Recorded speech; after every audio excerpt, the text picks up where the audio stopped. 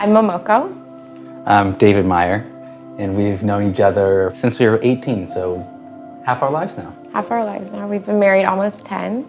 We had Iselene, our first daughter, in 2016.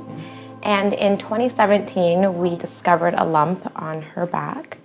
And at first, our doctors told us, oh, don't worry about it. It's just a lipoma, a little fatty deposit. It happens in children.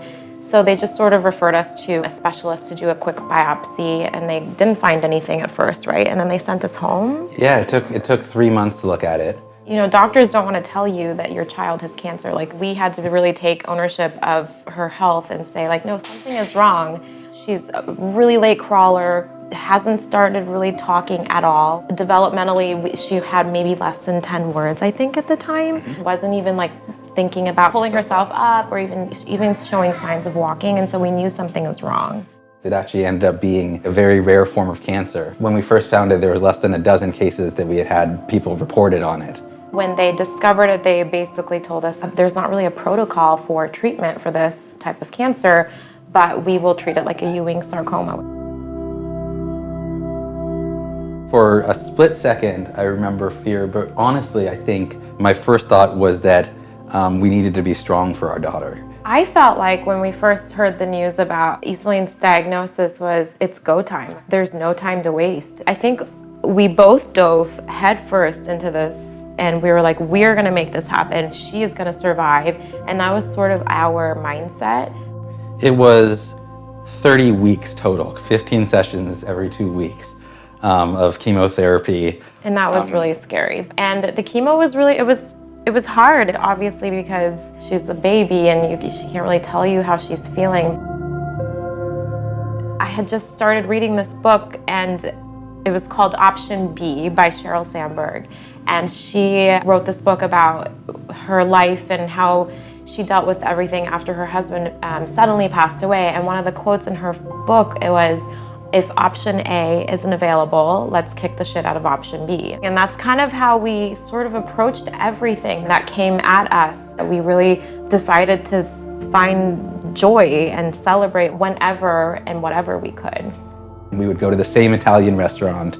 It was one of her favorite pizza places, and it just became kind of a way to, again, do something fun first, so you're going in with the best attitude you possibly can. So I think that's incredibly important, both for her mental well-being, but I also think for her physical well-being in the way that she takes the treatment too.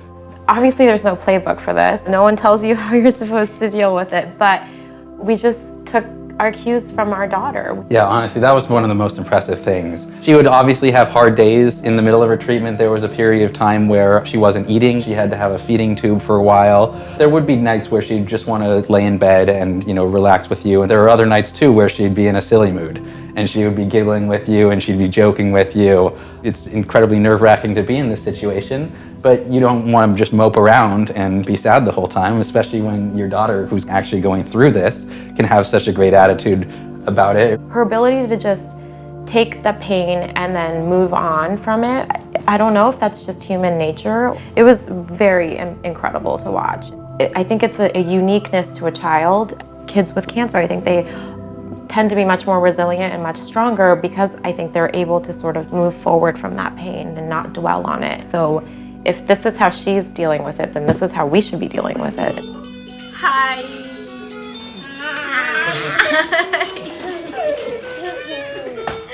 You're so fast. When you walk the halls in the middle of the night, you're not the only scared parent that's walking with like an ice cup going back to your child's room. And I remember thinking to myself, I never want to forget walking with purpose to really understand one another. Somebody else might be going through like the worst day in their lives, and that it is so important to keep that in mind.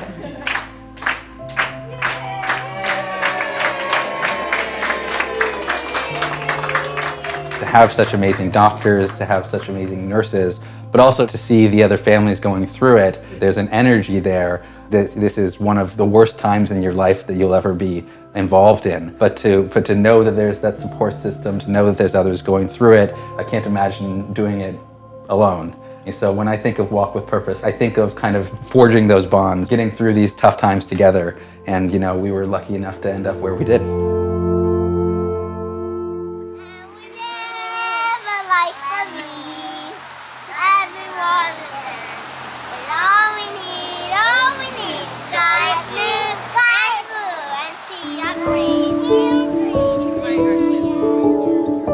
We're 3.5 years from the end of her treatment. She was always a little bit behind in school just because she missed 1.5 years, but she's fully caught up now. She's doing full-time kindergarten. She's really loving it. She loves to boss her brother around.